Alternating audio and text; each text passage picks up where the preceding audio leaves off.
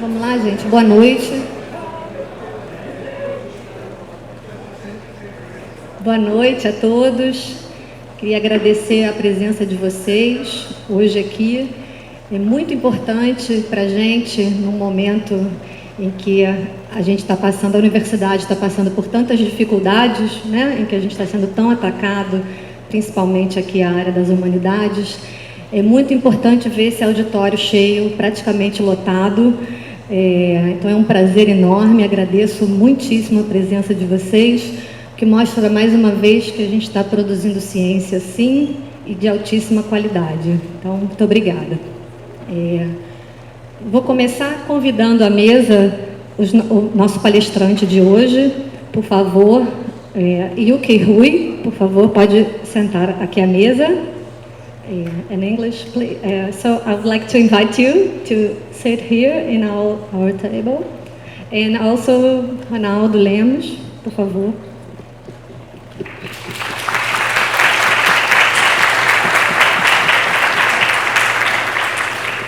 Fazer os agradecimentos rapidamente. Então, esse evento, ele é uma parceria do programa de pós-graduação de comunicação aqui da UFRJ, com o programa de pós-graduação em comunicação, arte e computação da Universidade Federal do Paraíba, do ITS, Instituto de Tecnologia e Sociedade do Rio de Janeiro.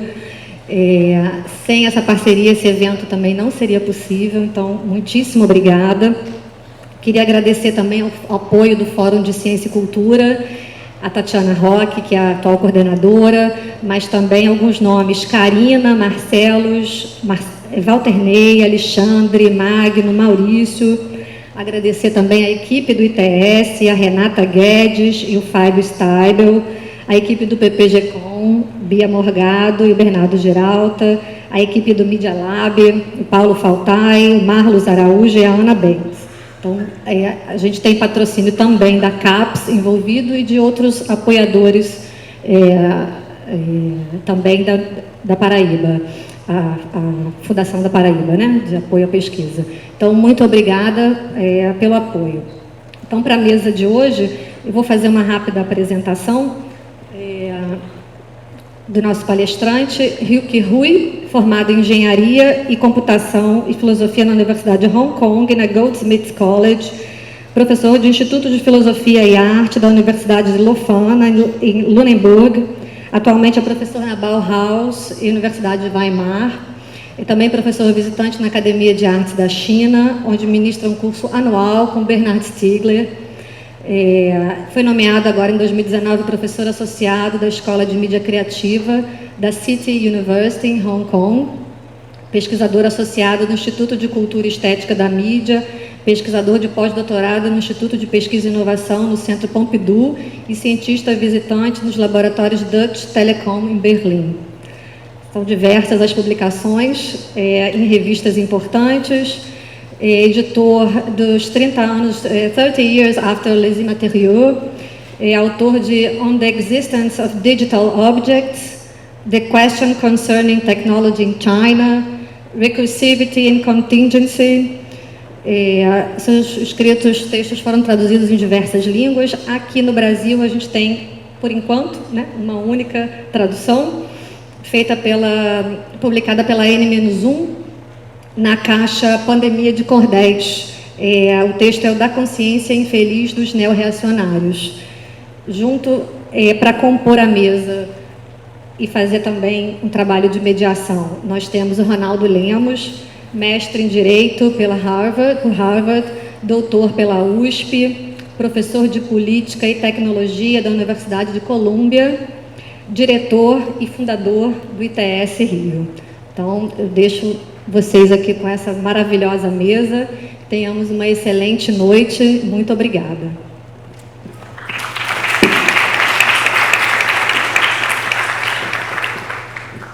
Professor Hui, I'm going to speak for 5 minutes and then I'll give the floor to you because I think that's everyone, including myself, wants to do here. I'll be speaking in English for the sake of precision. First of all, it's really amazing to see this room completely full. and to see so many familiar faces, important faces for the debate of technology in Brazil.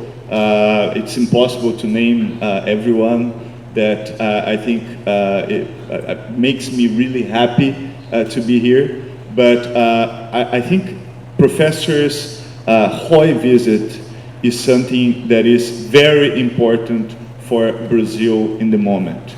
As you know, Brazil is suffering in the political system the consequences of technology usage. The last two electoral processes in Brazil had the use of technology as a central issue in terms of how the public sphere was reconfigured, and we are living the consequences of that reconfiguration.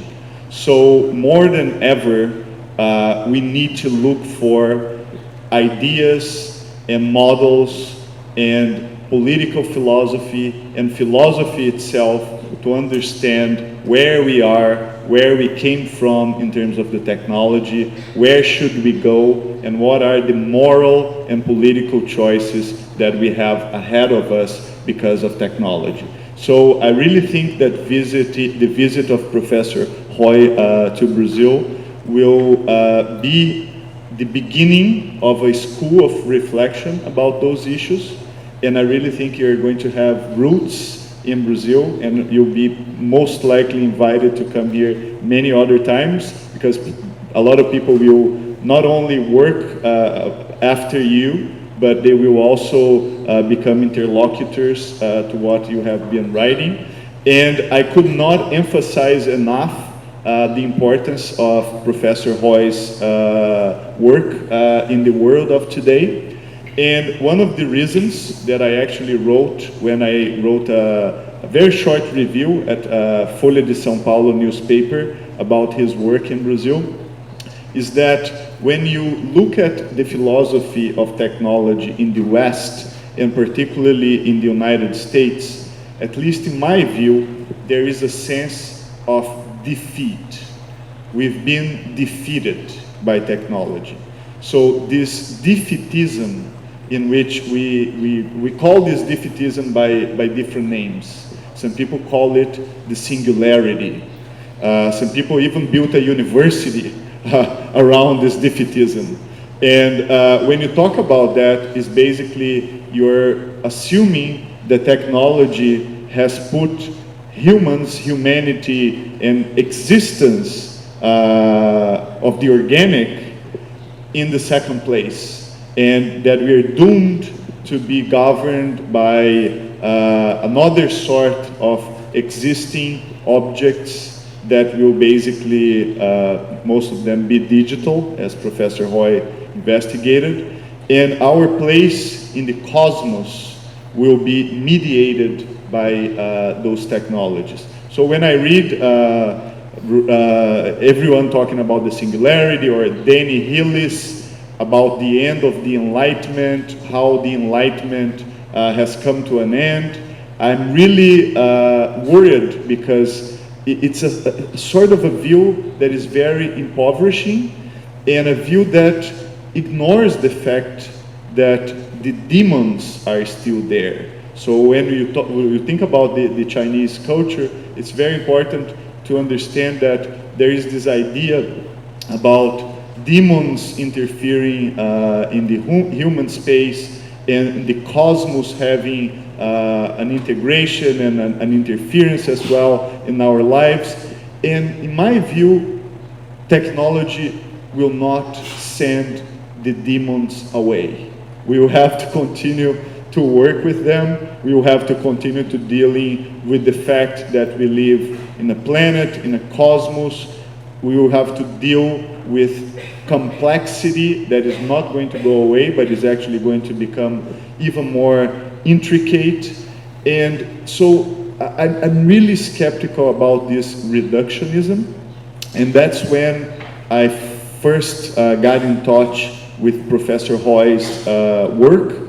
And when I read it for the first time, I was really, for the lack of a better word, enlightened. Because I really think it's it's something that emerges between the East and the West. The dialogue that Professor Hui proposes between the East and the West, I think it's very important and profound. And we are talking here about something that is very important, which is our mode of existence. How do we want to exist in this world right now in the face of technology and in the face of the technology changes that we have ahead of us? So these, of course, are all questions. It's something that I've been thinking and I've been worried, especially because in Brazil we are living through the consequences of these issues. But I'm really still optimist, and I think I will ever be an optimist. I've always been throughout my work, and I will continue to be. And this optimism keeps, in my view, this flame still existing in terms of how we can not let go of agency, we can not let go of humanity and its belonging into the cosmos as a sort of approaching this very hard question that I think humanity has ahead of it, which is precisely the fact that technology has become the centerpiece for the way that human society organizes. So just to conclude, before this talk began, I was talking with Professor Hui, and we were talking about technology being dangerous. And one thing that I talked with him was basically that it's universally dangerous, in the sense that at this moment right now, we are having to find with our imagination ways of how we can build ways around it and ways with it and ways beyond it in such a way that was never necessary before. So with that, I will conclude. And once again, I think all of you that are sharing this moment with me right now probably feel the importance that Professor Hui's visit represents to Brazil at the moment. So we might all be rejoicing and happy to have him here, and we look very much forward to hearing you and also to exchanging ideas and following your way of thinking after this talk. So thank you guys very much. That's all I had to say. Thank you.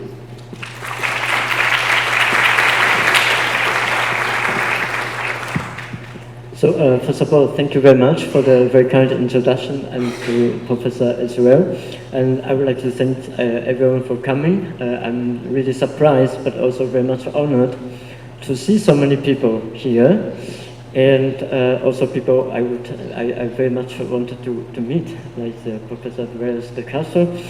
And let me see if it worked. Okay, so what I'm going to talk about, of course, I also need to thank the different parties who make this conference, my visit, possible. But there are so many parties, I forget their names. So I specifically wanted to thank the ECO ITS, but also colleagues from Joe Pessoa, who makes this visit possible. And the talk that I wanted to that I'm going to deliver this evening is not so much about China. It's not so much about my second book, but rather my recent book. Of course, they're all related in one way or another. It is my latest book, Recursivity and Contingency, which is a work I try to propose in the last paragraph of my book, the possibility of a post-European philosophy, and how can this be thought through technology. So I would like to start with one quote, and this quote is from Martin Heidegger's 1964 essay, "The End of Philosophy and the Task of Thinking." Maybe we can do it together. The end of philosophy proves to be the triumph of the manipulable arrangement of a scientific technological world and of the social order proper to this world. The end of philosophy means beginning of the world civilization based upon Western European thinking. This is something that I have read many years ago, but I didn't really pay attention to this paragraph until a few years ago that it attracted my attention. And in my conference in Joao Pessoa, I have discussed the second meaning of at the end of philosophy. That is the beginning of the world civilization based upon Western European thinking, and that is about geopolitics. Now today I would like to focus on the first part or the first meaning that Heidegger gives to the end of philosophy, the triumph of the manipulable arrangement of a scientific technological world and the social order proper to this world. So, which actually what he means here is cybernetics. Cybernetics means the end of philosophy. But the question that is urgent for us is what to begin or where to begin after the end of philosophy announced by Heidegger. But first of all, we need to understand what does it really mean by the end of philosophy and how did we come to this end before we can figure out or before we can even ask the question where to start. So this is the context of my talk and the talks of this visit. And to begin the subject for today, after the organic, I would like to open this lecture with two epigraphs that I used for my latest book, Recursivity and Contingency. The first one is from Immanuel Kant, and the other from Martin Heidegger again. We can read here, Kant. One can regard the history of the human species in the large as the completion of a hidden plan of nature to bring about an inwardly and to this end also an externally perfect state constitution as the only condition in which it can fully develop all its predispositions in humanity. From Kant's idea for universal history with a cosmopolitan aim. Second quote, second epigraph, from Heidegger's notorious Black Notebook. It might very well still take a considerable time to recognize that the organism and the organic present themselves as the mechanistic technological triumph of modernity over the domain of growth, nature. Both quotations address the concept of the organic, but in two significantly different ways. First of all, they are from two very different epochs, and therefore also reflect different tasks upon which thinking takes up as a response to its epoch. And for Kant, it was an epoch in which the concept of the organic became a powerful conceptual tool against the Cartesian mechanism which has triumphed philosophy since the 17th century in Europe. We can probably say so without exaggeration that mechanism was the condition of philosophizing which characterized the early modern European thought. By condition of philosophizing, I mean that thinking has to assimilate to this condition and work in accordance with it. After Kant, for philosophy to exist, it will have to become organic. While for Heidegger, it was an epoch in which cybernetics stands for the end and the accomplishment of Western philosophy, and in which European modernity also came to its end as completion. As he said, the world civilization is now based on Western European thought. This concept of the organic from Kant to Heidegger, as I would like to argue, obliged us to identify a new condition of philosophizing and therefore the task of thinking today, after Heidegger. But what exactly has happened in Kant and in Heidegger? And how can we articulate this new condition of philosophizing? And I really wanted to emphasize on this term, the new condition of philosophizing. And what is the role of technology in this new condition? That is what I hope to clarify in this talk. Immanuel Kant's understanding of the organic is largely spelled out in the Critique of Judgment, a book divided into two parts. The first part, aesthetic judgment, concerning the beautiful and the sublime. The second part, teleological judgment, concerning organism and nature. The two forms of judgment repose on a specific operation and structure, which were vaguely called reflective judgment. A reflective judgment for Kant has to be distinguished from a determinate judgment, which is the determinate judgment is the foundation of the Critique of Pure Reason, a book dedicated to the grounding of a transcendental logic and the conditional possibility of cognition itself.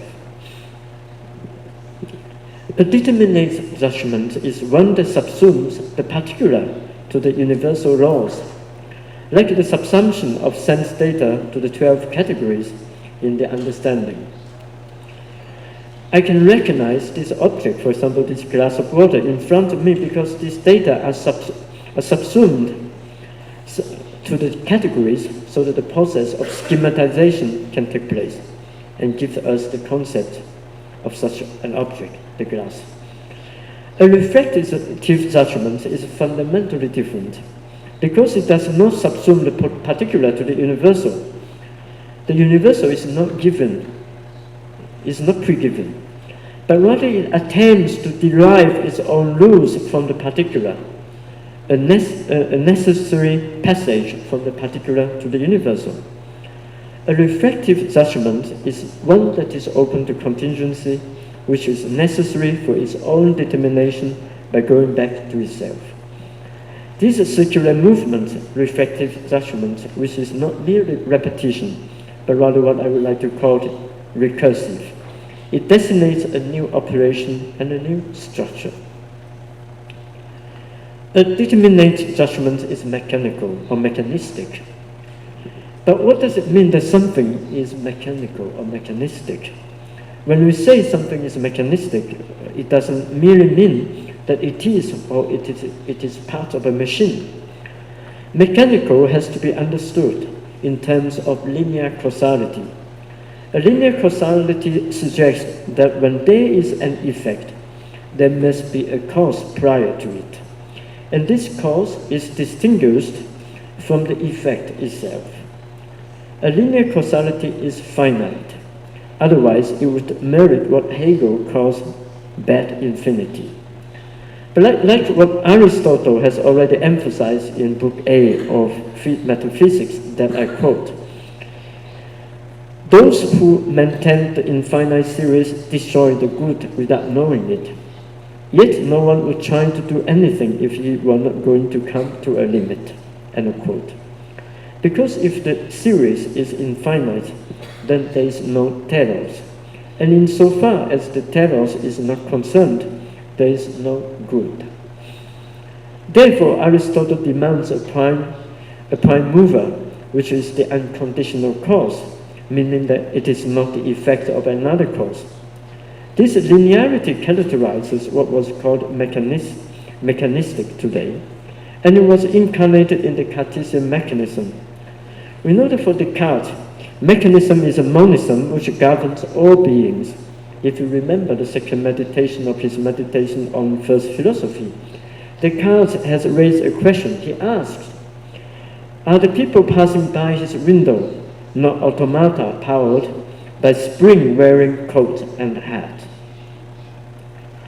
In order to give life to the mechanical body, Descartes proposes a soul sitting in the pineal gland in the brain, and it is able to give commands to the mechanical body. This linear causality was best illustrated with a spring-driven clock, in which the movement of one gear leads to another and finally set the whole complex into motion. Mechanism, as we all know today, fails to explain life because it attempts to explain life without life. The Cartesian mechanism was countered by the Spinozist immanent cause, which has to be distinguished from a transitive cause, meaning a linear and external causality. An immanent causation means a self-causation. The prime mover of the unmoved mover of Aristotle is a figure of linear causality, because if causes are limited, and if one can trace upstream, then there must be a first cause. However, in the nonlinear causation, here we associate with what Kant called reflection.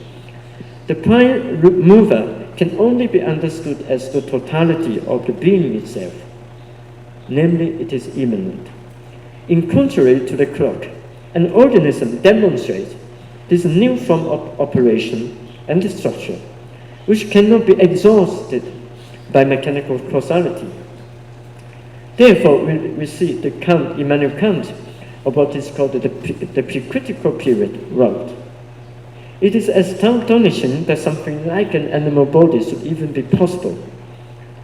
And even if I could fully understand all its springs and pipes, which he referred to Descartes, all its nerves, ducts, and levers, its entire mechanical organization, I should still continue to be amazed. Nor, indeed, is the ground of my amazement removed once I have convinced myself that all the unity and harmony I observe around me is only possible because a being exists which contains within it the grounds not only of reality but also of all possibilities. End of quote. How can something like an animal body be possible? The irreducibility between the mechanical and the organic leads to two major interpretations after Immanuel Kant. One is organicism, and it is the subject that we'll focus on in this talk. The other one is organology, associated with philosophers such as Henri Bergson, Georges Canguilhem, Gilbert Simondon, and also Bernard Stiegler, which we may only be able to address if we have time during the discussion. For Immanuel Kant, the clearest definition of the organic form could be found in paragraph 46 of the Critique of Judgment, where he defines the organic being as following, I quote, "A thing exists as a natural end if it is, though in a double sense, both cause and effect of itself." Kant then provides example of a tree. Firstly, the tree reproduces itself according to its genus, meaning that it reproduces another tree. Secondly, the tree produces itself as an individual, absorbing energy from the environment and turning them into nutrients to sustain its life. Thirdly, different parts of the tree establish reciprocal relations and thus constitutes the whole, as Kant writes. I quote, "The preservation of one part is reciprocally dependent on the preservation of the other part." End of quote. The concept of the organic being consists in the reciprocal relations between parts and the whole and the capacity of reproduction. He also affirmed the two important categories of relations that Kant discussed in Critique of Purism, namely community, Gemeinschaft, and reciprocity, Wechselwirkung. In other words, they constitute a primary form of self-organization, as Kant writes, I quote again, "Nature, on the contrary, organizes itself and does so in each species of its organized products, following a single pattern, certainly as to a general features, but nevertheless admitting deviations calculated to secure self-preservation under particular circumstances. These two concepts, community and reciprocity, also characterize Kant's political philosophy, which we can vaguely identify with help of Hannah Arendt in her lectures on Kant's political philosophy. And that is this quote we read here. If the history of the human species is a completion of a hidden plan of nature, then it is so because this plan is organic and teleological, which ensures community and reciprocity through a republican constitution. That was Kant's political proposal. Therefore, we see that Kant's notion of the organic is not simply a mode of operation, but rather that which conditions all territories of philosophical thinking, practical reason, aesthetic judgment, and cosmopolitanism. This short excursion allows us to see how the concept of the organic, which came largely from the naturalists and the physiologists of the 18th century, now in Europe, not only gives a new form of operation and structure, namely the organic, but it also allows and also forces philosophy to identify a new condition for itself. In other words, philosophy had to become organic if you want to exist. And this is why we see in the post-Kantians that we cannot discuss today. For example, Fichte, Schelling, and Hegel, the three major idealists, both the mechanism of reflection and the concept of organic are central to their philosophical project.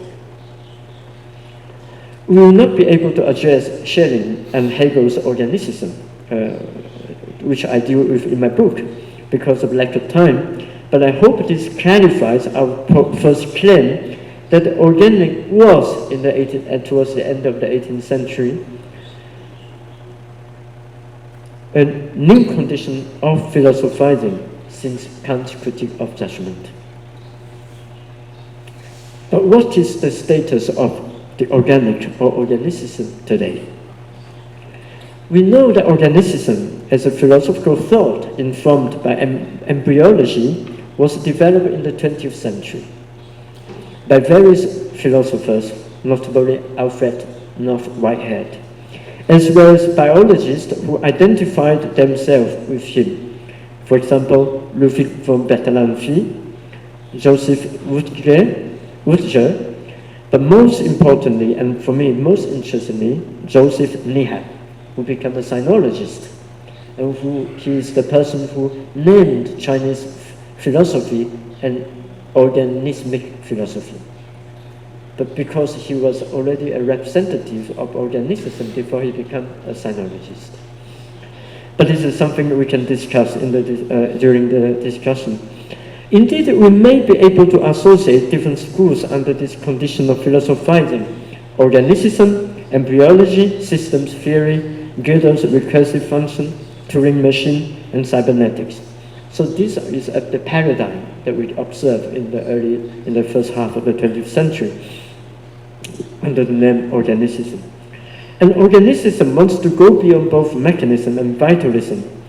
It was a remedy to the catastrophe produced by industrialism in the 19th century.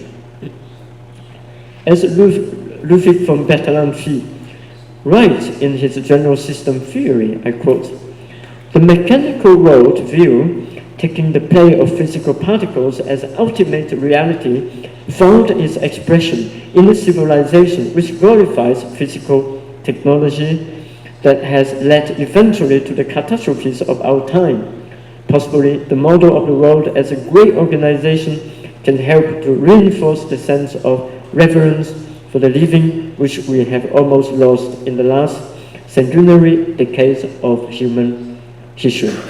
It was a book published in 1936. In the 18th century, the opposition between... sorry. Sorry. No, it's good. I give you some time to read it. In the 18th century, the operation between organism and mechanism remained conceptual. In the 19th century, the triumph of mechanism in the progress and also in the process of industrialization amplifies this tension. So we see that in the first half of the 20th century, there was such a strong voice about organicism as antidote or as a remedy of industrialism. However, we ask, is still the case today? Does organism necessarily stand against mechanism as it was the case in the 18th century? And in view of the triumph of industrial technologies, many critics want to oppose technological development with organism of one form or another, as if the organic is the safe backyard, and as if the technology that we are talking about today is still the 18th century mechanism. This kind of critique, based on the opposition between organism and mechanism, often leads to a fantasy towards a political naturalism, which sees the organic as the ideal model for art, philosophy, and politics, which was the case for the 18th century Romantics. But it seems to me that in order to give room to philosophy, to thinking today, we must re-examine this opposition in order to understand what would be the new condition of philosophizing today. And let's ponder upon the verdict of Heidegger in the notorious Notebook. It might very well still take a considerable time to recognize that the organism and the organic present themselves as the mechanistic technological triumph of modernity over the domain of growth nature. What Heidegger says here has to be thought against the backdrop of the mechanism and organism debate of the 18th century and also the 19th century.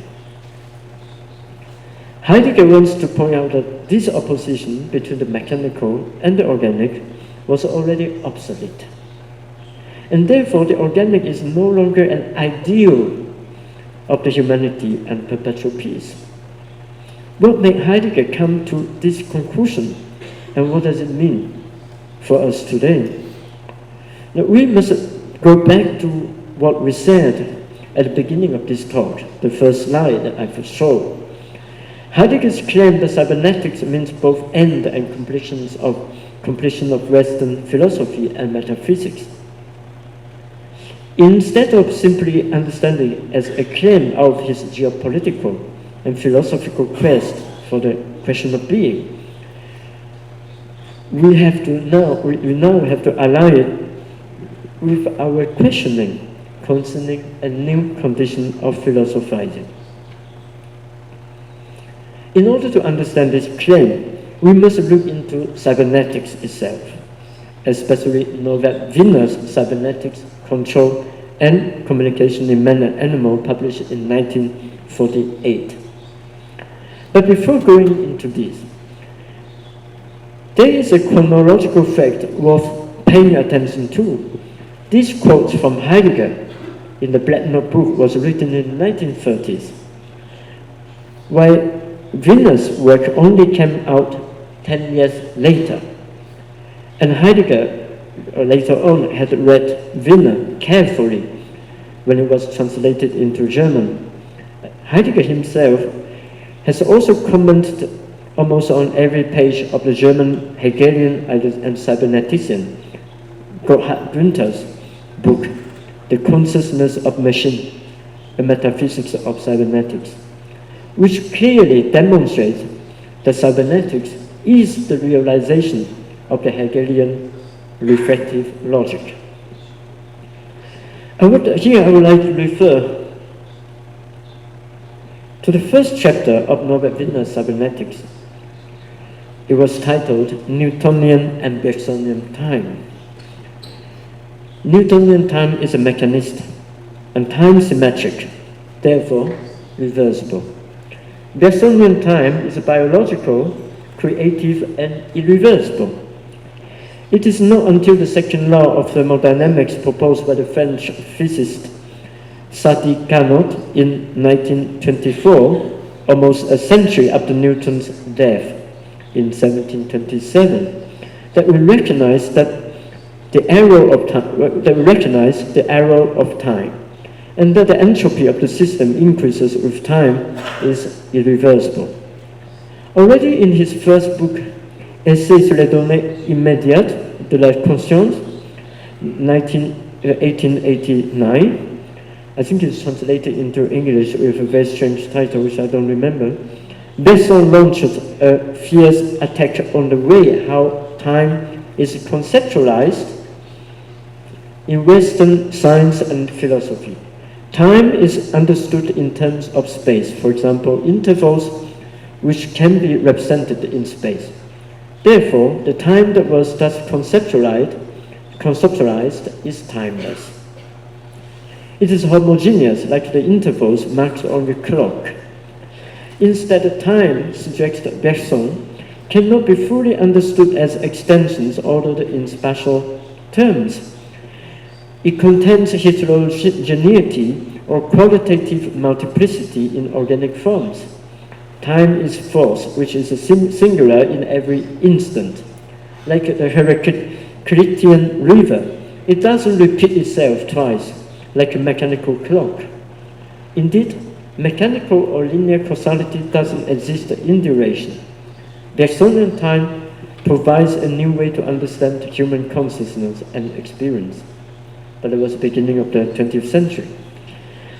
These differences between the Newtonian time and Bergsonian time define the boundary between physics and biology, machine and organism.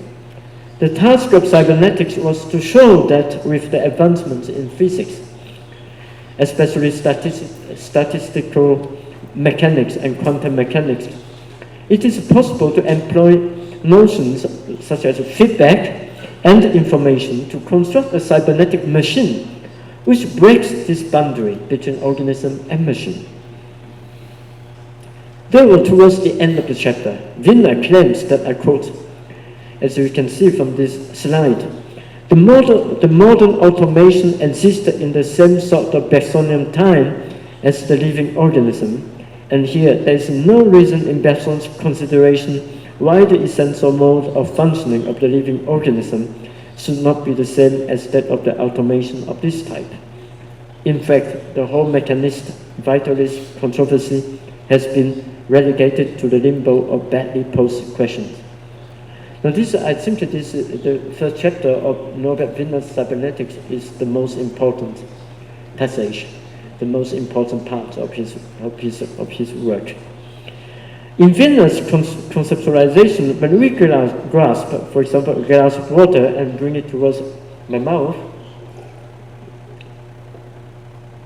it involves multiple feedback loops and adjustments according to the information evaluated, which in turn measures the level of organization. Feedback simply means that the difference between the output and the expected output is fed back to the system in order to improve the operation. For example, when I reach out to this glass of water, there were multiple feedback loops taking place among my muscles, motors, and perception, and this feedback allows us to adjust our position, my positions and gestures.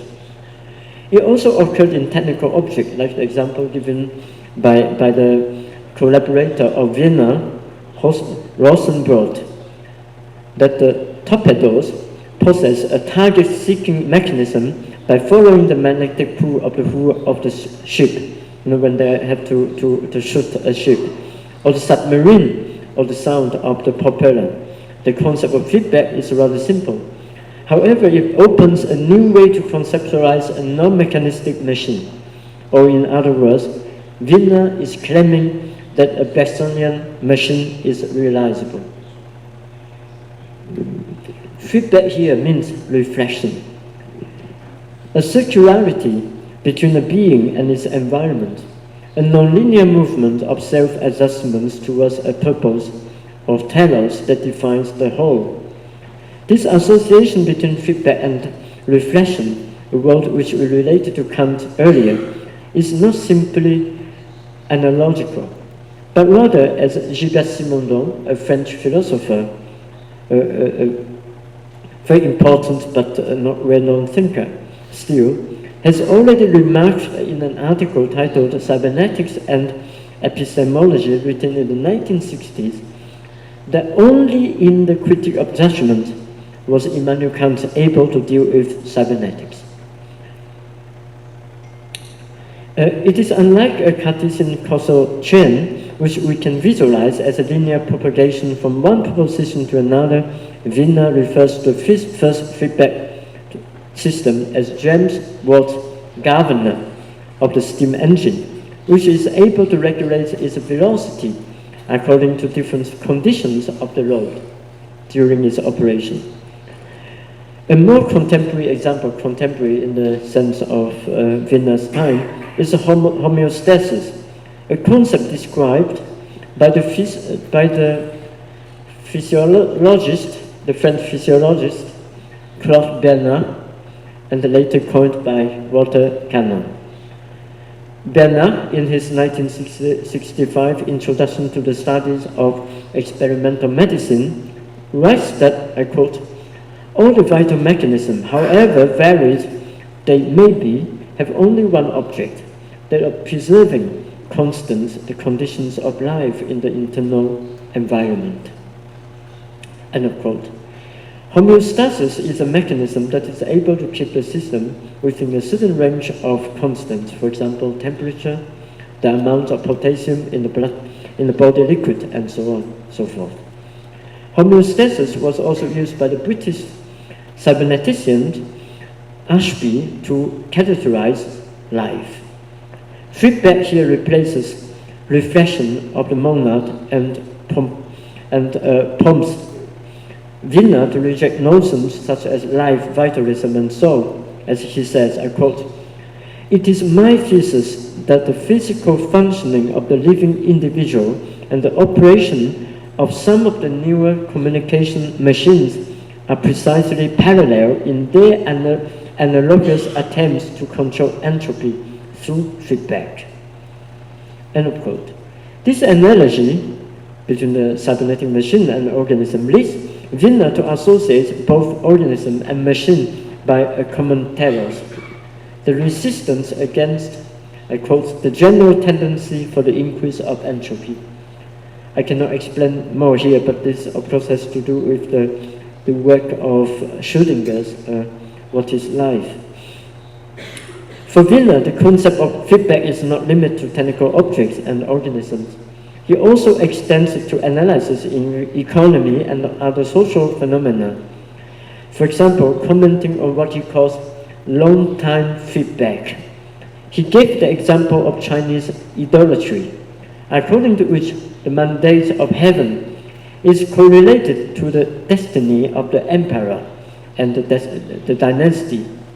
The suffering of the people due to wars and famines is an indicator that the emperor or the dynasty has lost the mandate of heaven, and therefore that is destined to fall. Wiener emphasized this way of governance, the kind of moral philosophy or moral economy of governments in China as a feedback system. With Wiener's formulation, one can see feedback everywhere. It constitutes a new epistemology.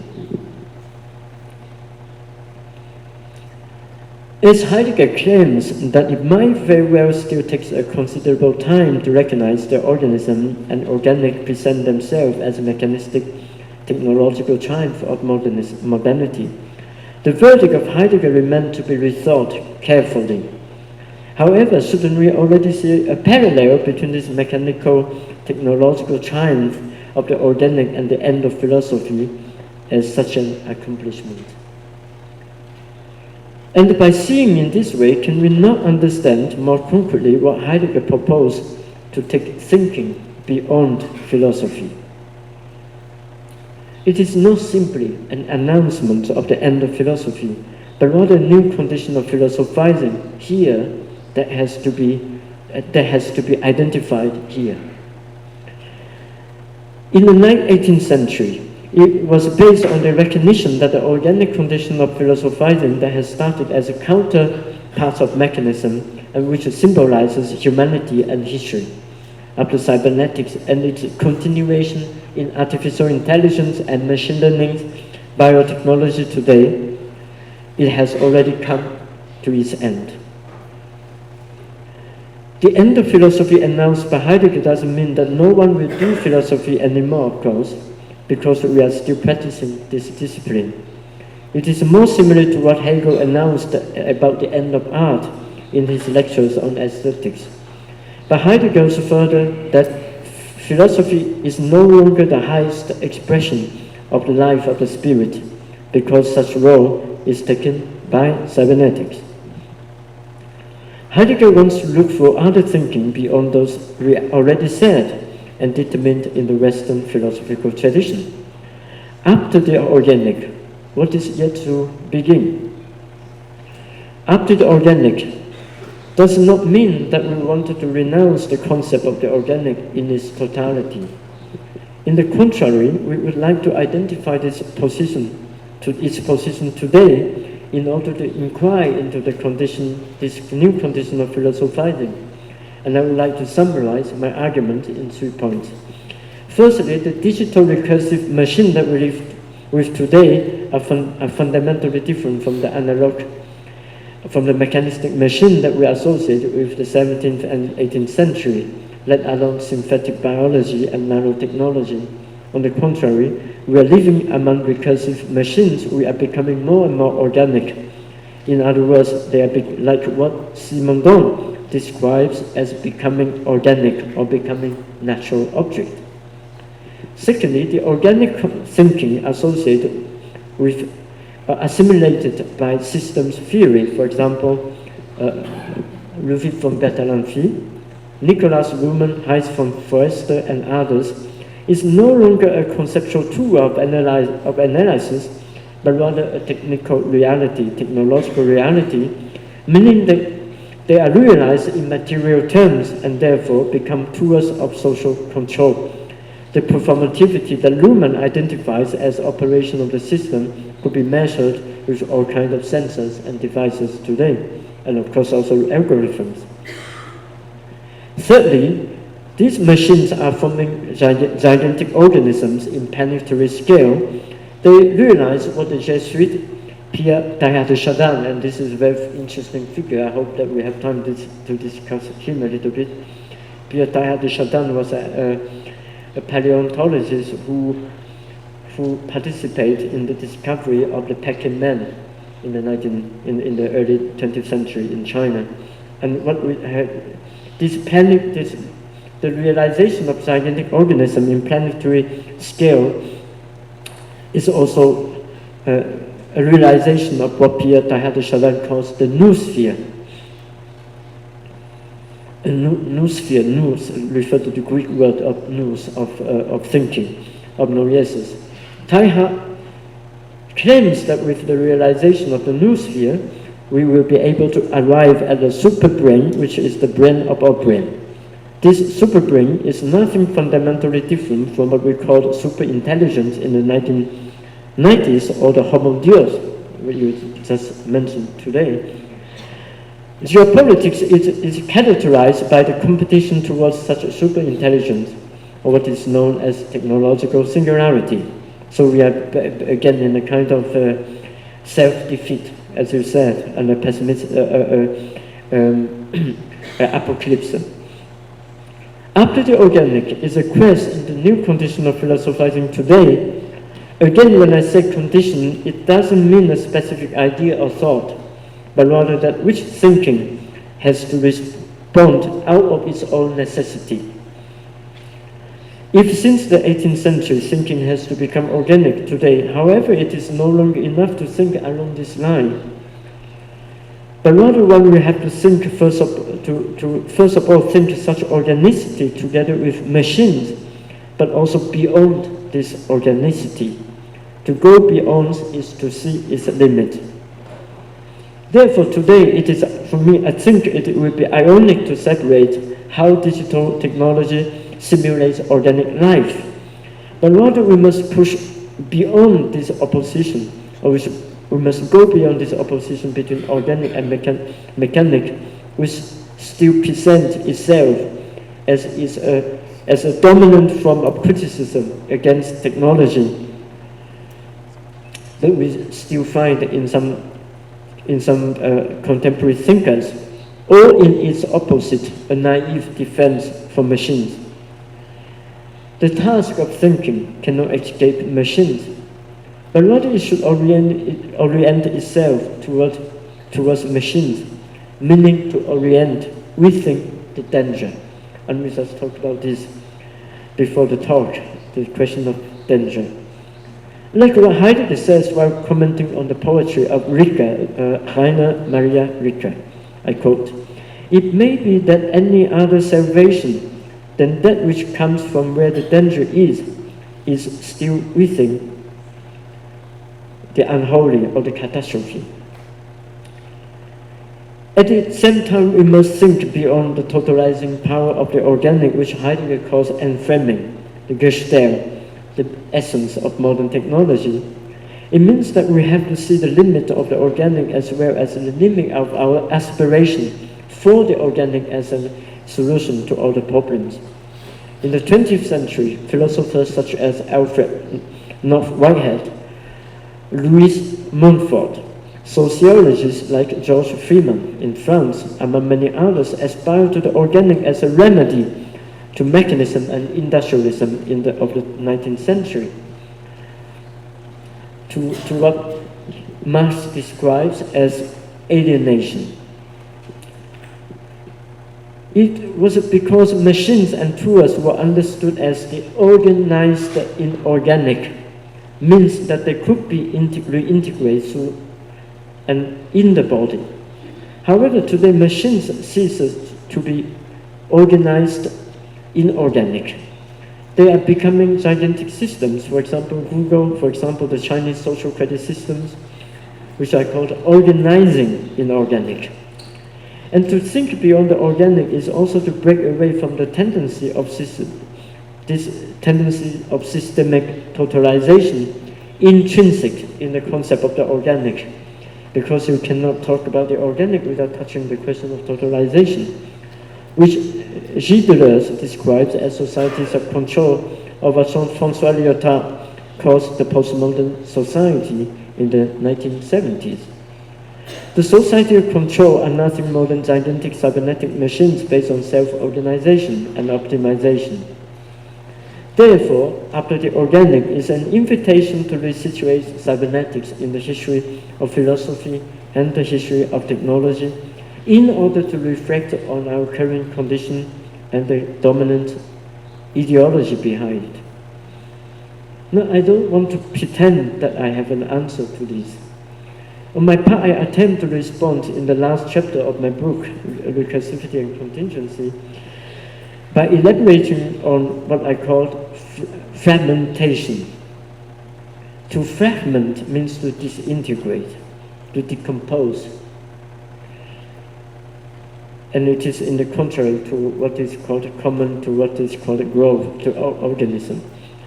To what extent can fragmentation be a response? Now, I can briefly introduce the concept as a way to liberate future from the dominant transhumanist ideology, which pivots both its politics and business on the idea of the technological singularity. For technology, it means to break away from a dominant universalizing epistemology which determines our imagination of scientific and technological development. Now here I would like to refer this graph. This graph basically says something very simple, is that in the process of modernization, different historical time or time of different civilizations are synchronized on the same time axis through technologies.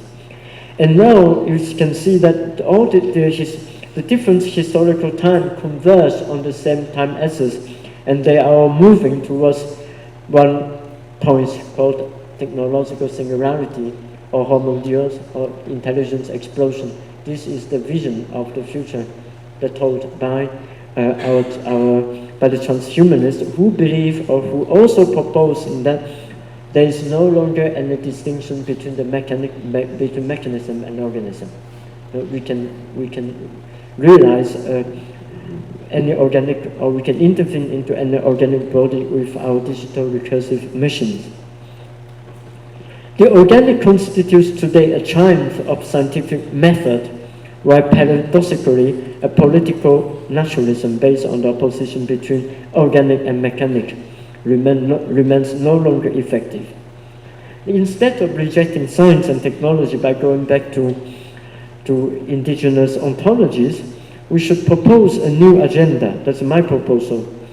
It is not because indigenous thinking is obsolete, like what was presented in the modern, non-modern dichotomy, but rather because indigenous knowledge can only exhibit or attain its full force and possibility when it is able to confront and transform modern technology instead of just opposing to it.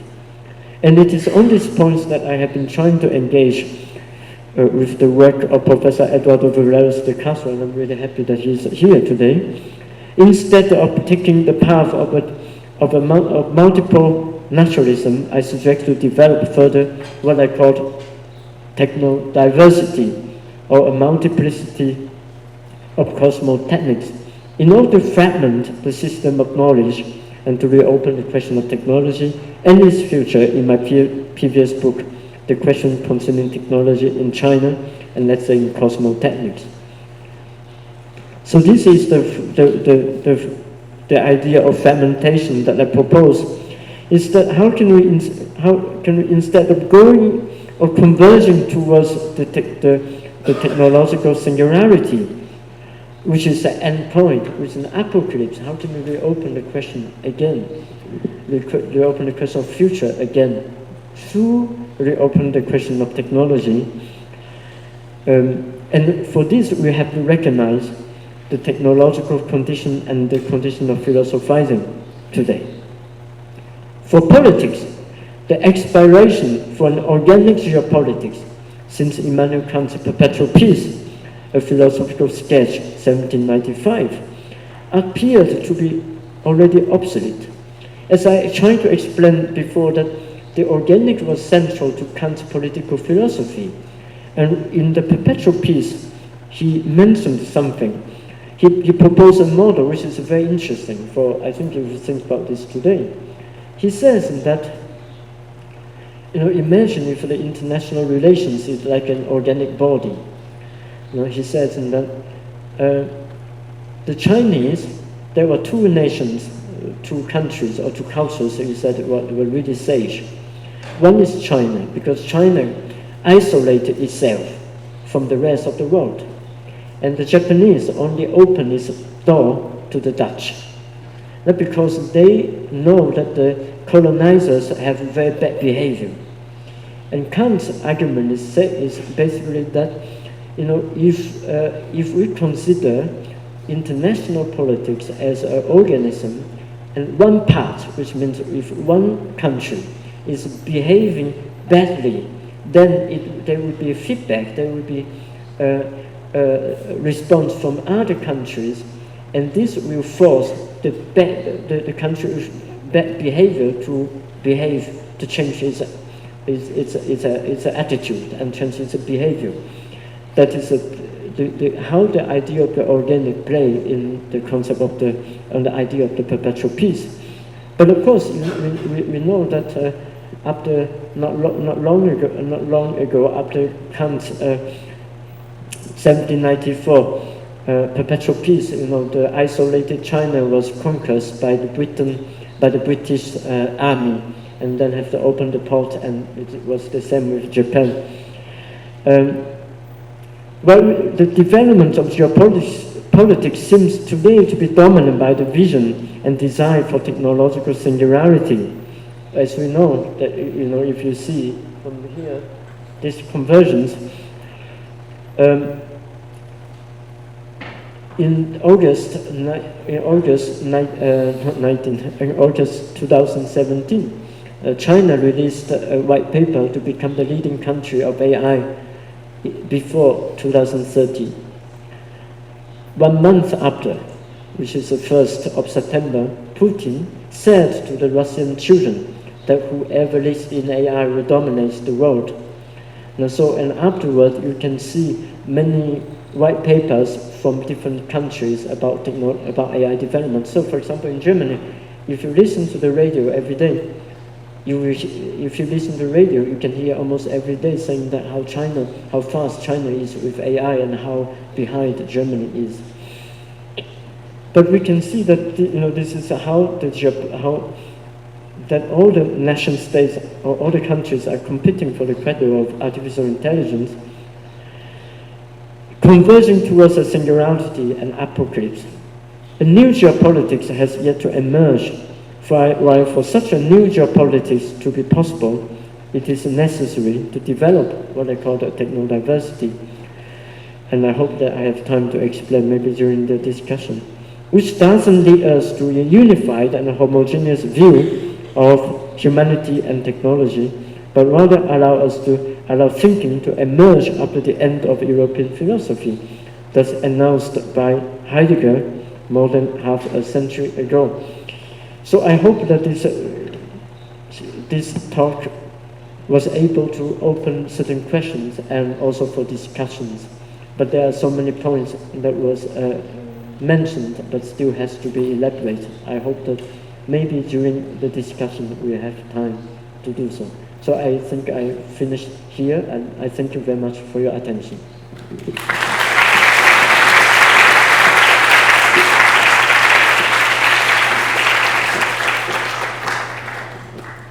Professor Hui, thank you so much. I'm absolutely delighted with your ideas. And you left us with the impression that exactly when you were talking about the techno-diversity, we wanted to hear more, but I like that you stopped just there. So it leaves it open for imagination and for everyone to participate. I would like to open the floor for questions, if you don't mind. We might take a few questions from the audience. And I would love to hear from Eduardo too, if you can and you would like, because you were mentioned in Professor Hui's work many points and also mentioned in the lecture. So if you don't mind, I would love to hear from you first. Okay?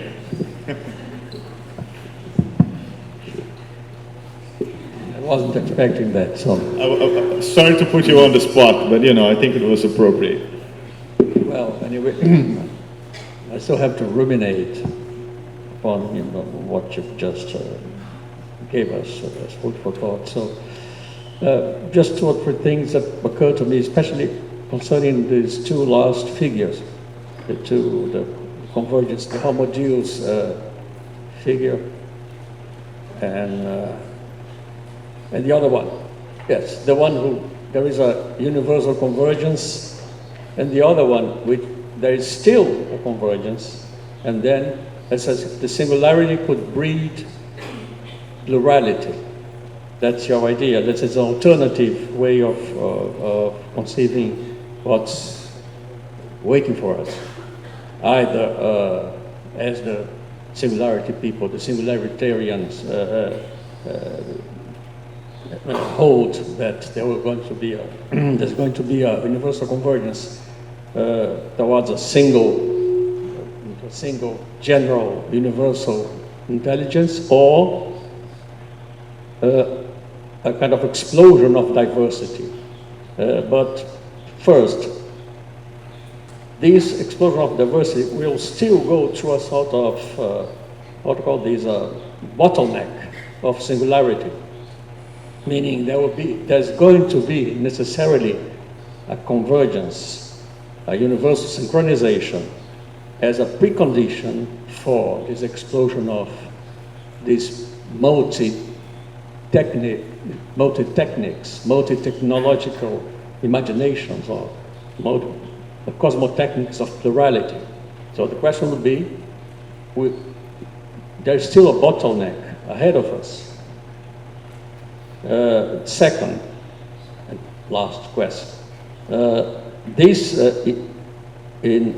Of what exactly this diversity consists, meaning what characterizes this diversity? In which sense these different cosmotechnics will be different, given that they will all have to, let's say, start from this new image of thought, or this new image of being, actually, which is the cybernetic object, the cybernetic entity.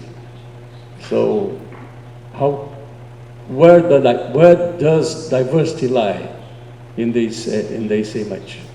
This will be the two questions. So thank you very, very much for these two questions, and I think it is also allowed me to clarify some points that I touched upon, but I couldn't elaborate due to the lack of time and the complexity of the arguments. So the first question is that, well, in fact, I don't believe that singularity will lead to plurality. This would be the argument from the singularity people. So for those who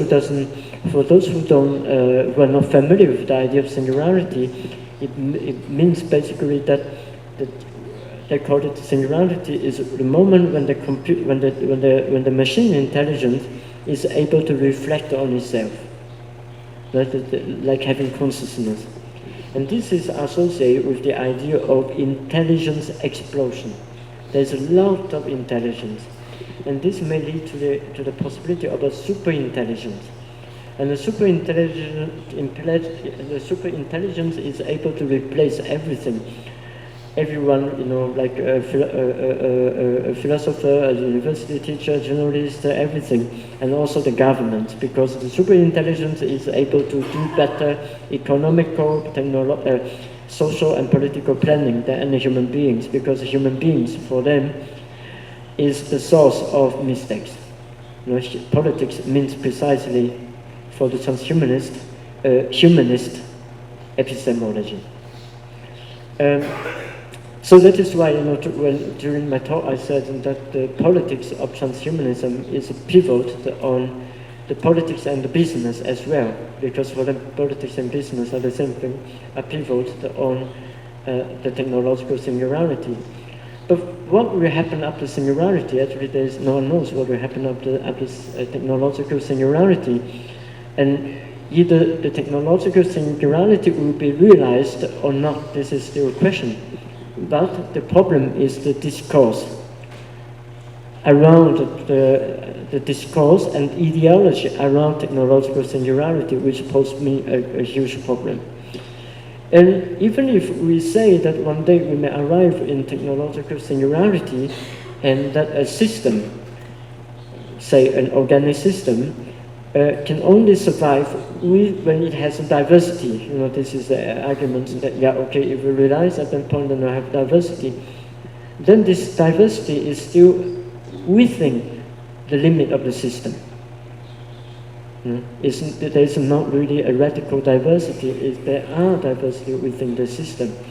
So it's not my argument that by realizing technological singularity, we will then have a diversity. No, for me, it's precisely the opposite, is that we must go beyond. We have to think beyond the technological singularity. Therefore, also to think beyond cybernetics. But how can we think beyond cybernetics? As a general or as a universal logic, which claims that it has already overcome dualism. Because cybernetics is precisely a logic that claims that it has already transcended dualism. But why criticism today or critique of technology today is still based on a dualism. In many cases, nature, technology, society, technology, and so on. But cybernetics is already claimed that, I transcend, we have overcome dualism. But cybernetics is not a solution, not yet a solution, but we must go beyond cybernetics. How? But the question is how? Which is your second question. What is diversity, and what this diversity look like? You know? So I think for me, when I talk about diversity, it is also the question of locality. Here we have a locality of Brazil, and in my work I will have a locality which is China. What does it mean by locality and what is the relation between locality and technology, which is has been conceived to be universal logic. And in my previous book, the question concerning technology in China and let's say in cosmotechnics, I try to argue or try to suggest that it is necessary for us today to break from this idea of this understanding of technology as universal. But of course, first of all, we have to problematize the question of the notion of the universal. Because in different disciplines, so for example, in history of technology, when we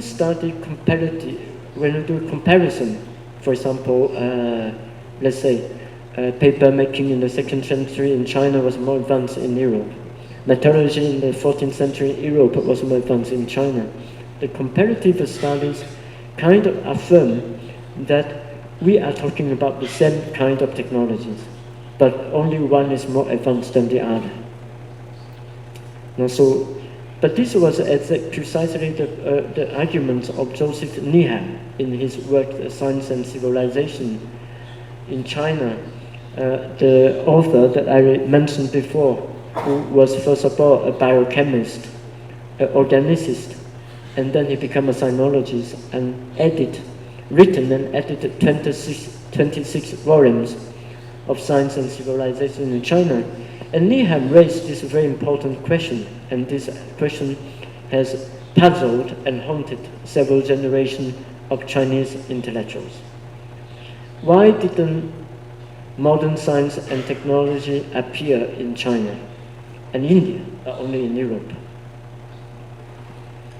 Historians followed Joseph Needham will try to defend this idea, this question, by saying that, well, look, before the 16th century, there were many things more advanced in China than than Europe. So this is comparison, which technology is more advanced in which region. A regional comparison of technological development. But it is very much based on the conception of a singular time axis which indicates progress and advancements of technology. But this is exactly not what Joseph Needham wanted to say. Joseph Needham's points, which was very clear in the first and second volume of Science and Civilization in China, is that actually it doesn't make sense. It's not appropriate to compare these technologies in China and in Europe as if they are the same, because they are different. There are different thinkings. There are different cosmologies behind these technologies. You cannot just see its product. You cannot just compare its product. You need to understand that there is complexity. There are different technological thought and cosmologies behind this technology. So that's his point, and that this is also an entry point to what I call multiple cosmotechnics. That, like what you have been doing to show that there is multiple natures. My question was that could we also think, or could we also try to understand there have been multiple techniques? And because it seems to me that this question was kind of shadowed or obscured in the 20th century, maybe also in anthropology. I must say that I'm no anthropologist, so maybe you can correct me. For example, in what is called the anthropology of technology, let's say André Leroi-Gourhan, the technology has been understood as the externalization of memory and liberation of organs, which is, we can say that it exists almost in all cultures, in all civilizations. Therefore, technology is universal.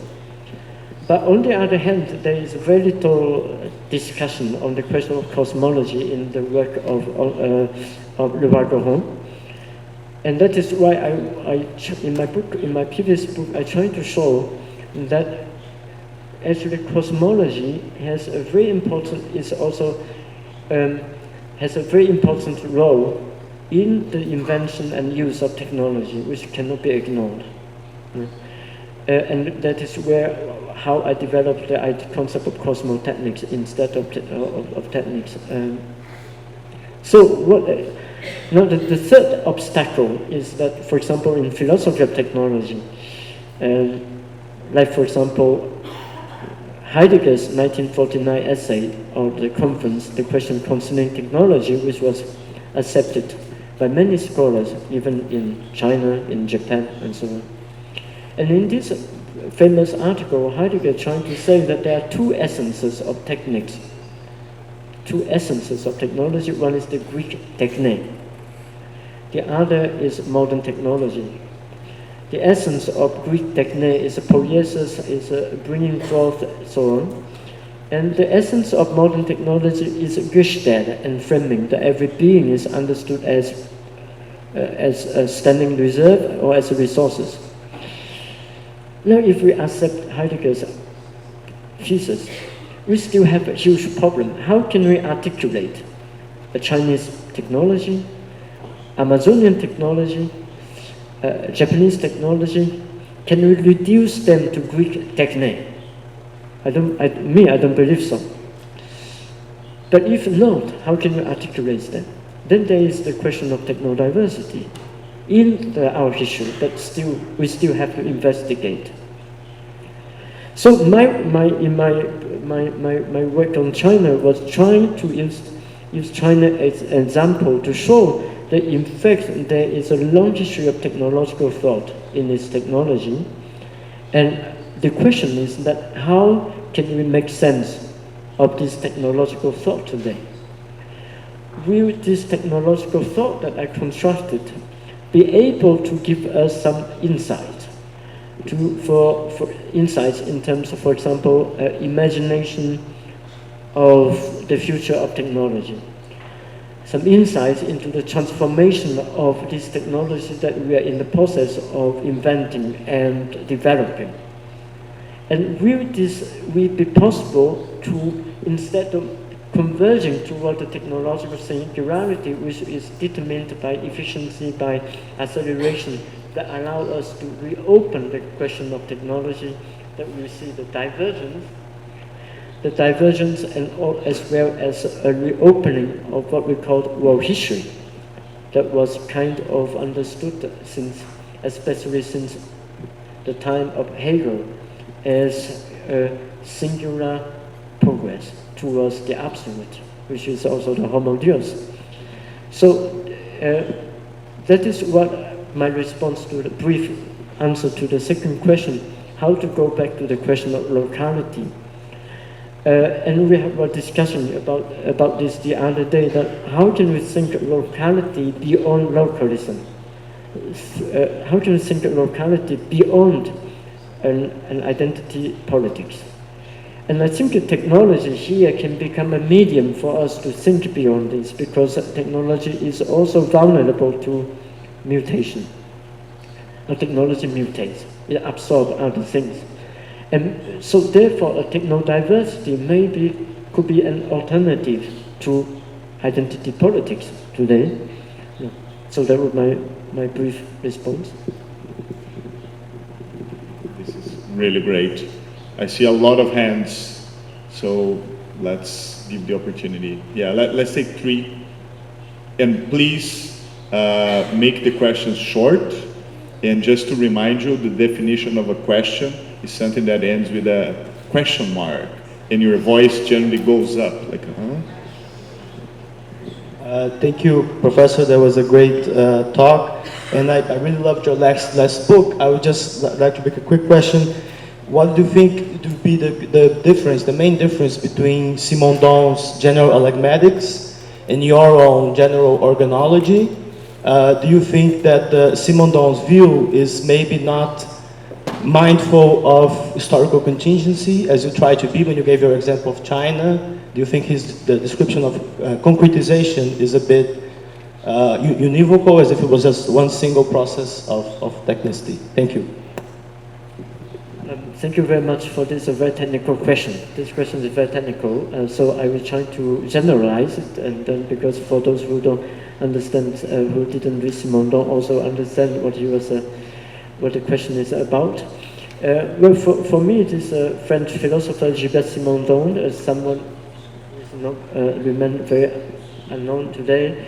He has a very important book called On the Mode of Existence of Technical Objects, which is trying to explain to the evolution of technology, the evolution of technical objects. And in this book, there is a third part. This third part is very strange.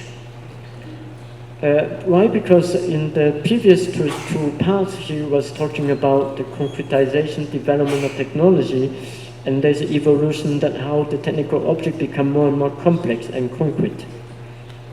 And in this third part, he opened this question. He opened this third part by saying that it is not sufficient to understand technicity by just looking at the evolution of technical objects themselves. He said if we want to understand technicity, we must understand the genesis of technicity. We must understand the relation between technological thought and other thought, aesthetic thinking, philosophical thought. So that means that we should not, for me it says that we should avoid a technological determinism. We should not only see everything from the perspective of the technological progress, but also engage or try to understand technology and its relation to other thought. And what he tried to show is what he called the genesis of technicity is a way to understand what's the relation between technological thought and religious thought and philosophical thought and aesthetic thought. And here we can see that he wants to situate technology in a broader reality, which I call a cosmic reality. So he was talking about how technology evolved from the magic phase. I think it's from the work of James Fraser. That technology, how the magic phase bifurcated into the religion, technology, and each of them bifurcated into theory and practice process. But I don't want to enter into details, but what I want to say is that the important thing that he said is that we must situate technology in a much broader reality. What does it mean by that a broader reality? That's also a cosmic reality. So for me, Simondon provides a general idea to inquire into the question of what I call cosmotechnics, the relation between cosmology, philosophy, and technology.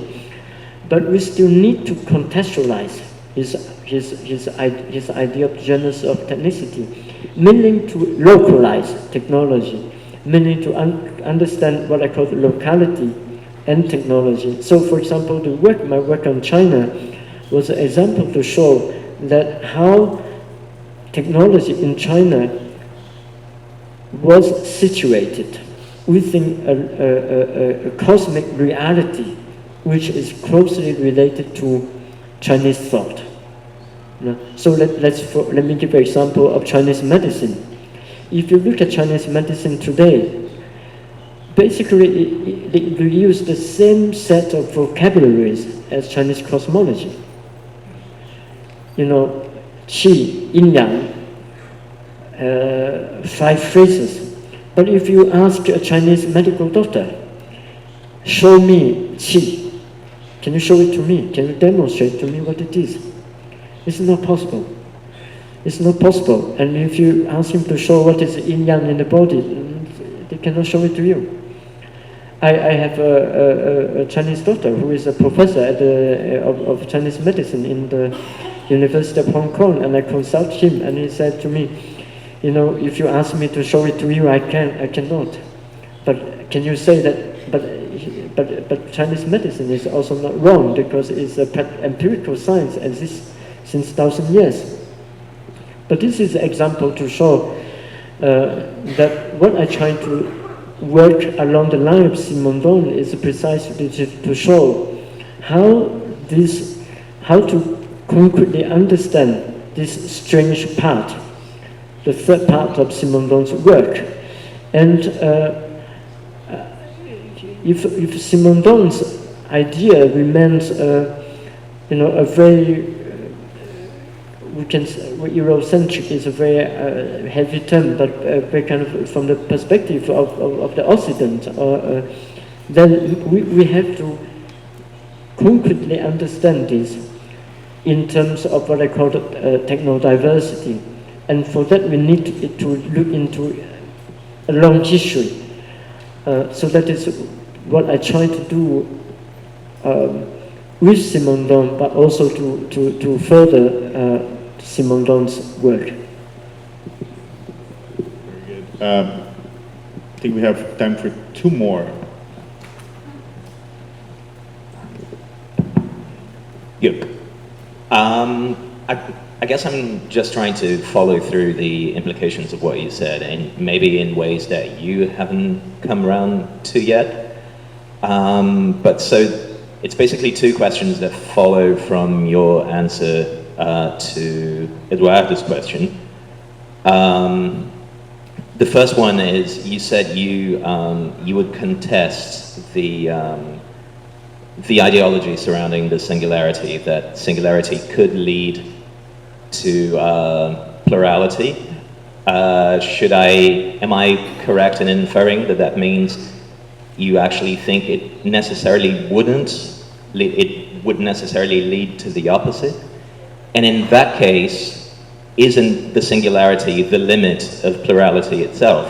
I.e., should one be a pluralist in relation to everything except the singularity? The other thing is, in those two graphs, there's those two graphs with the convergence and the divergence patterns. They're actually graphs to two different things at the same time.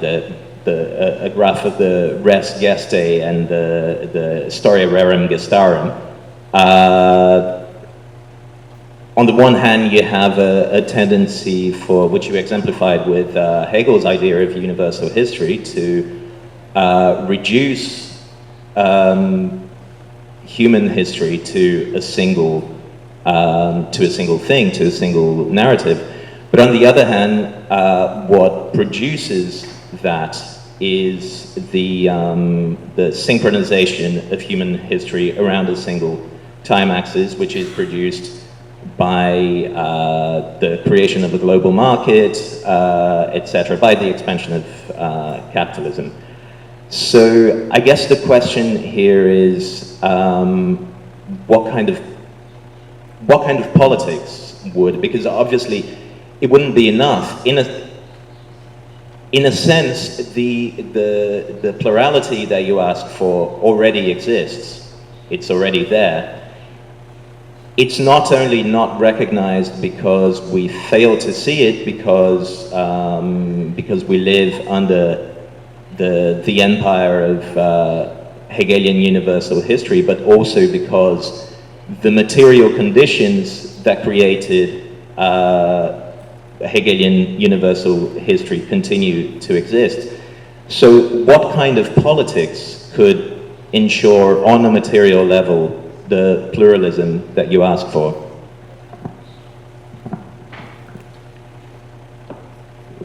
Can I answer? Okay, so thank you very much for this question. I think these two questions points to the same direction. I mean, the question of singularity and the question of the post-Hegelian politics. For me, I think the question, this ideology, we call it, this ideology of singularity, basically for me is eschatology. It is eschatology means that, well, of course, we don't know what will happen after the singularity, but let's just go there first. But as I said before, that whether we can really go there or not is one question. But the other question is that the discourse, this idea, this projection, or this articulation of the future, or what is to come, is very problematic in itself. So, for example, I was asking last year I was asking my students, what do you think about your future? Thinking about singularity and artificial intelligence. It was in Germany. It was when I was still teaching in Leuphana in Lüneburg, and I was really surprised that 80% of my students felt miserable because they saw that we are all going to the end. So this is singularity for me. First of all, it's an eschatology. Secondly, even if we say, I repeat what I said before, even if it can be realized, and even if it affirms that plurality is the best condition for itself, it is still a plurality limit in the system, in a certain system. So how can we think of a radical plurality which is not confined to a system, like an organic, organism, even though it has a plurality, but it's a very limited plurality. So that is the necessity to move beyond. Singularity is also to reopen the question of politics that you said, what Hegel called universal history. But Hegel's universal history, as you say, as you remember when he says that the absolute is, or the direction to which the universal history is moving towards, is precisely what Leibniz called theodicy, which is also, of course, the homo deus, the realization of the kingdom of God. So again, an eschatology in that sense. But today, but there was one point that you mentioned. You said that the plurality already exists. But I wonder, what does it mean that the plurality exists? As I try to show that we have to re-articulate multiple cosmotechnics or different technological thought or technodiversity. But this seems to me only the first step to reopen the question of politics today, because we all know, and then especially for countries such as Brazil or China and so on, we all have experienced this process called modernization. And modernization is very clearly isn't that in the modernization we see the incompatibility between the diversity that already exists and modern science and technology. There was diversity, but there is also incompatibility. And this incompatibility, we have two attitudes towards the incompatibility. One is to subsume one to the other. Like, for example, there has been a debate since a long time. There's a debate about Chinese medicine and Western medicine. If Chinese medicine subordinates to Western medicine and use Chinese Western method to explain Chinese medicine, like to subsume its epistemology to epistemology of Western medicine. Or there is another possibility, is to allow a new thinking to emerge out of this incompatibility. But reply to the previous question, this is also the condition of what Simondon called individuation. The new thinking only come out of this incompatibility. And now I think that we still have to confront this question of incompatibility. Only by confronting this incompatibility and allow new thinking to come out can we address the question of a new geopolitics. I think Henry Kissinger has a very good point on this. I mean, I don't think that he was conscious of that, but he has an article called How the Enlightenment Ends, which was published last June in the Atlantic. His argument is very simple but very interesting. He says that the Enlightenment uses its technology to promote its philosophy. The process of modernization after the Enlightenment. And he says that, but now the Enlightenment, the age of reason, comes to its end, because we have machines that are better at reasoning than human beings. So we need a new philosophy for the technology that we have now.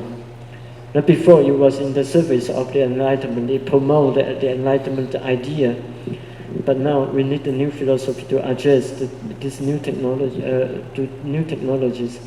So for me, it is what Kissinger described, that how the technology promotes the Enlightenment is new technology to promote its philosophy. Is, for me, is this process of modernization, of convergence. And now we need a philosophy is to reopen after this phase come to its end, historically. And my response, I don't want to pretend that I have a really answer to that, but my response will be what I called fermentation before. And how can fermentation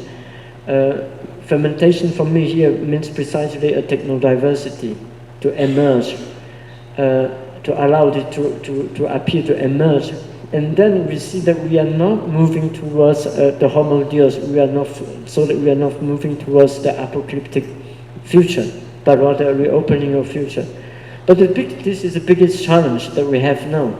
Because how can, if you ask China, you have to think of another way of doing technology and don't compete with the USA. Or you ask Russia, don't develop a blockchain, develop other kind of technology. Then, there is a question of competition. And then we will say, the most dogmatic response, we will say that no, there is no other space. There is no space to manipulate. There is no space for technodiversity because we all have to compete. But this is all the paradox that we have. And I think that we still have to, that it is important to understand the technological condition that we have now, and also see the contradiction that's still, or the incompatibility that we still confront today, and have the courage to move forward with some radical openings. And I think that this is what we can do, what thinking can do, what we in the social who work in the human sciences have to do, and also have to work with engineers to, for example, what you are doing. How can we develop alternative technologies? How can we develop alternative or new philosophy of technologies, but not simply to say that there is a necessity to compete and we have to go forward, and then we are all moving towards the end. This would be the concrete political action that we can have. Última pergunta, pode fazer em português ou em inglês, à vontade também. Vamos lá.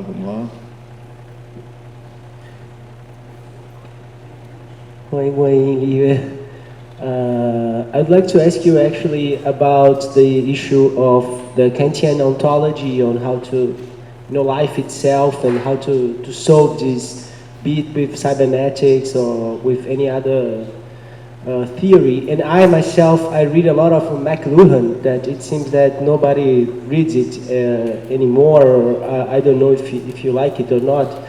But it seems to me that he solves very well this issue with technology and ontology, with the idea that's a Mumford's idea of extensions of our bodies. And also in my readings of technology, I think that he was the author that most valued Chinese philosophy and cosmology in his writings. So I'm always, because I also study China, I work with the Chinese Academy of Science. So I was just like, I'm working on my thesis. I'm starting to work on my thesis, and I really would like to use him as a, like as a core philosopher to discuss technology. But I'm always bumping in nowhere, quoting him or talking about him, and your research somewhere, like brought me this idea. I don't know if you don't like him or...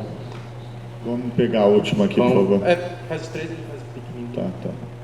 So I'll state my question real quick. I think it has to do to diversity, and in my view, there are two possible ways of looking at diversity. Of course, there's a diversity in plurality, and there's a diversity in multiplicity, which, to use a more Deleuzian term. And I think one of the issues we face today is that the way AI works, machine learning specifically, is it performs a radical fragmentation that we perceive as this plurality, as this possibility of plurality, but which is precisely what you mean by plurality contained by the system. So how, when we are faced with what Galloway states really clearly as a centralized infrastructure, or we have the centralization of protocols, which we cannot really escape. How can we produce political resistance through a diversity of multiplicity in order to resist this movement that you present in your diagrams? Hello. I have a question concerning your article for the magazine eFlux, What Begins After the End of Enlightenment. And I work at ITS, and we are very concerned about climate change issues right now. We are especially concerned about running researches against fake news and other kinds of stuff. We are facing a wave of fake news concerning the climate change denial.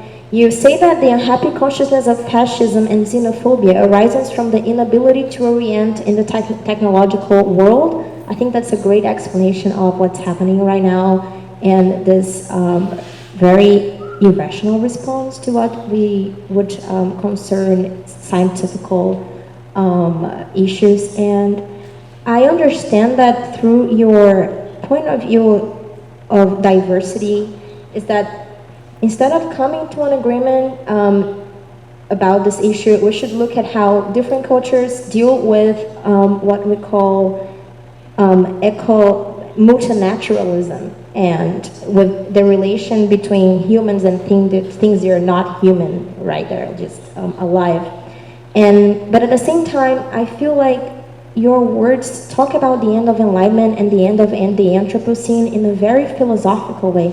I think we cannot deny that we are coming to the end of the Anthropocene biologically as well. I mean, we are seeing our forests being burned to the ground and other things. Okay, we understand that Heidegger has a point of view that is very about machine learning and artificial intelligence, but how do we deal with things that are very alive in our current day? We're seeing the Anthropocene literally fall apart. How do you suggest we deal with that? Thank you. Let's abuse of Professor Hui, because I want to take the question from that person over there, please. Oi, meu nome é Cláudia. Eu queria te agradecer pela palestra, porque me instigou a ler o seu livro, o seu trabalho. Porque eu estou afastada, eu sou psicanalista e intérprete também, mas estou afastada há muito tempo e desde que eu queria fazer a pergunta, já vieram muitas outras na minha cabeça. Mas enfim, o que tinha me ocorrido inicialmente é que, por exemplo, pensando em Marx, que considera o valor do trabalho, né, em relação ao tempo gasto, então me veio a questão do tempo na cabeça, né? Assim, como é que a gente poderia pensar no Cronos? Você voltou lá nos gregos, né, em Heráclito, e no Kairos, né, que é um outro tempo, né, que é o tempo do sensível, é o tempo do afeto. E não sei se tem alguma coisa a ver, mas eu me senti instada a perguntar sobre isso, e as outras perguntas ficam para depois, e que eu, inclusive, me informar melhor. Tá bom? Obrigada.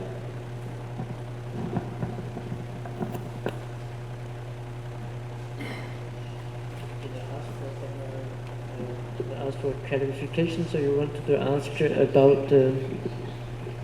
ask about the time, the commas and the kairos. Yes, that's right. What do I think about that? Yes, and the affectivity of time as well. Well, that's a huge question. But should we start with the first question? So we have 4 questions. I don't know if I understand the second question clearly, but let's start with the first one. Is Masha McLuhan, but that helped me to clarify what I call the organized inorganic and organizing inorganic. I think in the 20th century, when we talk about technology, we are still talking about organized inorganic, meaning that a tour in anthropology, for example, a tour for André Leroy-Goron is an externalization, but it is also a interiorization of the tour through the body. It is organized. It's an invention. It's already organized. Inorganic is an inorganic matter that is organized in the way that could be interiorized by the body. That is the tours that we have. And you can say this very general idea of extension of the body, of the nerve system, and so on. And this is, I think, this is these are main contributions by even Derrida's supplement, Stigler's tertiary retention. So these are the post-thesis or post-thetic theory of technology in the 20th century. But this is still very based on, I think that's still based on the idea on that the human body is capable of reintegrate. The human body is able to reintegrate these tools and these technologies. This is true in the case in many analyses. So, for example, the name I mentioned before, the French sociologist Georges Friedman. Georges Friedman has this idea that we can overcome what Marx called alienation by introducing an organic, a specific form of organization, so that the worker will feel that they are not subordinate to a mechanistic repetition, but they are able to integrate machine operation with their body. You know, that was the theory of the 20th century. But I think today we are confronting machines with completely different scales. And there was one point made by Masha McLuhan, I think it's a very interesting, very important, also related to your question about the Anthropocene. It is an interview made by McLuhan, I think in the 1980s, when he says that, you know, if you look at the Sputnik, you know, the satellite launched by the Soviet Union in 1953, it was the first time, you know, there were satellites that we can observe the Earth from outside of the Earth. And he said that this is the moment when nature ends and ecology begins. You know, the launch of the Sputnik into the sky is the moment when nature ends and ecology begins, because the Earth becomes an artifact. So there's a different scale that I think the question of scale that is very important, very interesting in this brief commentary of McLuhan, because at the same time you see the idea of the Gaia theory of Lovelock. For him, the Earth or the Gaia is a cybernetic system. It's a cybernetic. The early work of Lovelock, the Gaia is a cybernetic system, and so the cybernetic system, Gaia, ecology, these actually come together. They have this, we can say they have very similar meanings in this perspective. So today we are confronting machines and technological systems of completely different scales. These are what I call organizing inorganic, that they have the capacity to organize, not simply subordinate or could be integrated by human body. And I wanted to relate this also to what I mentioned before, this Jesuit, Teilhard de Chardin, the idea of the noosphere. He has this idea that, with the technological development, the history of of hominization is a history of invention of technology and spreading of technology on the surface of the earth. And he believed that one day we may attain what he called a noosphere, which is a super brain, not the Earth could be understood as a super brain.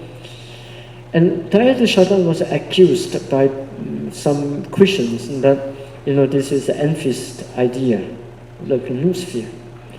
And Teilhard de Chardin actually he wrote an article to defend himself. He said, actually the noosphere is a proof of the existence of God.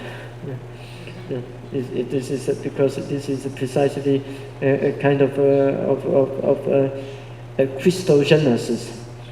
Christogenesis and another idea of eschatology. So, you mentioned McLuhan. What I'm trying to say is, I'm trying to say that McLuhan's how can we move beyond a paradigm of thought on technology in the 20th century, when we have to address what is happening now in the 21st century. Which seems to me that many of these theories and terminologies are not able to describe, are not able to respond. So this is something we have to clarify, maybe with new vocabularies, with new thinkings. So, if we are confronting the Anthropocene, as what you said, and can we think of it as can we, like what Lovelock says, that it is a cybernetic system and we just have to, we have to launch more satellites, and maybe one day these satellites will be able to wake up Gaia, and Gaia will behave in a proper way. I mean, he still has this idea. His latest book, the Nova Sin, is still along this line. So this is very, the way of understand, also because McLuhan also touched upon this point, to see the Earth as a cybernetic system, and what we have to do is to moderate the system so that it can behave well. For me, I see this as a limit. This is a limit of what I try to address in this talk. How cybernetics evolved, or how cybernetics overcome the duality between mechanism and organism, and realized not only in a technical object but in a larger scale, for example the Earth. And how can we think beyond this? What I offer as techno-diversity, I would like to say that it is not simply a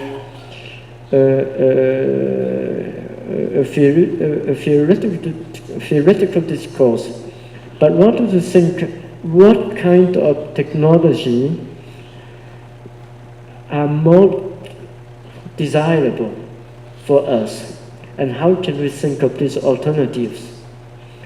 Let me give you an example. If the way, how we are destroying the environment today,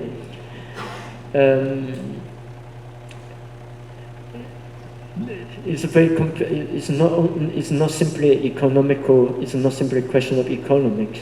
there's a question of epistemology, there's a question of morality, and not only ethics. And when I say that we need to go back to the history of cosmotechnics and to re-articulate it, it's not only technology itself, but also, for example, the definition of human, the definition of nature, which Professor Victa de Carvalho has done a lot of work on that. So, for example, we have been talking about the end of the human, but what does it really mean by human? We are against humanism, but what does it really mean by human? We rarely think what does it, the kind of relativism of the concept of human in other cultures. For example, in China, we say, what is a human? Human is the being that facilitates the creation of the heaven and the earth. That is a human. Human is to facilitate the growth of other beings, of 10,000 beings, is not to inhibit the growth of other beings, but rather to facilitate the growth of other beings. But so this has been the thought that persistent in China since the I Ching, the Book of Change, until modernity or until modernization. That this meaning, the meaning of nature, the meaning of human, and the meaning of technology are all abundant in favor of modernization, in favor of progress. And if we have to develop a new concept of technology, we have to, because the concept, we can, for me, I don't think that we can single up one concept and just work on one concept, because a concept is always within a system and has its own time, has its own epoch. So when I say techno-diversity, the first question we have to, or the first political situation we have to confront is modern technology. Now, if we import modern technology to the Amazon, then maybe there's only one possibility: destruction, burning, and so on. But the other possibility is that how can we resituate these technologies? How can we transform these technologies with other thinkings, with other thought? But this is not an easy task, because it's precisely, I said it before, there is an incompatibility that we have to confront. But how can we allow new thinking to come out of this incompatibility, new technological thought, new imagination of technology? I think this is a key question that China still have to respond, and we still have to work collectively, not only from the perspective of China or from Brazil. We have to do this collectively. There were two other questions. One is about the second question. Actually, I don't understand very well. Do we want to? Just a small point of clarification. What I mean is, how can we achieve diversity of multiplicity, or to put it in other words, diversity that occurs outside of the system, not bounded by the system. Yeah, this is precisely my point, that if there is such a relation between the organic and the system, if there is such a direct relation between the organic and the system, because the best system is the organic system, since the 18th century. And if we understand it as a system, and the system has to, the best condition for the survival of the system is to have a diversity within itself. But still we are thinking within the system. And the way to think outside the system would be, for example, to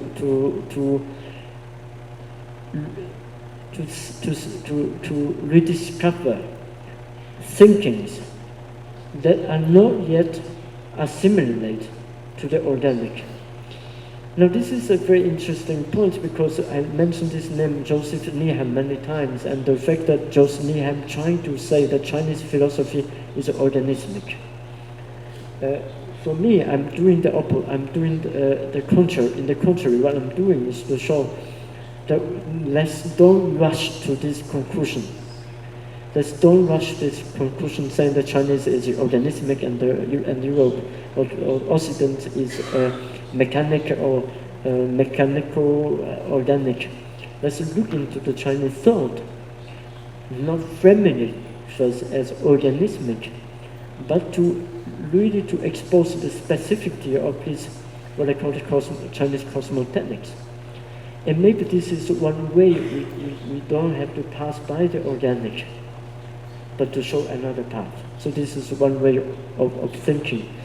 And for this to happen, we must fragment the dominant epistemology, the epistemologies that dominate our thinking today. So this is one way to think of.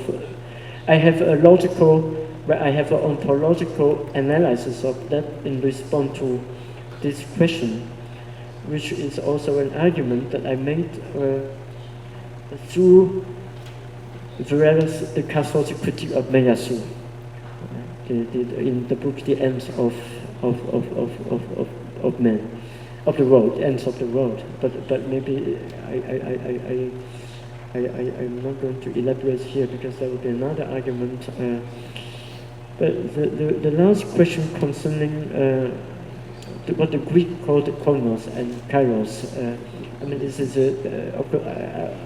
I'm not sure if I understand which direction you want me to develop, because for sure that there is a question of kairos, of chronos. But can you say which direction would you want me to develop?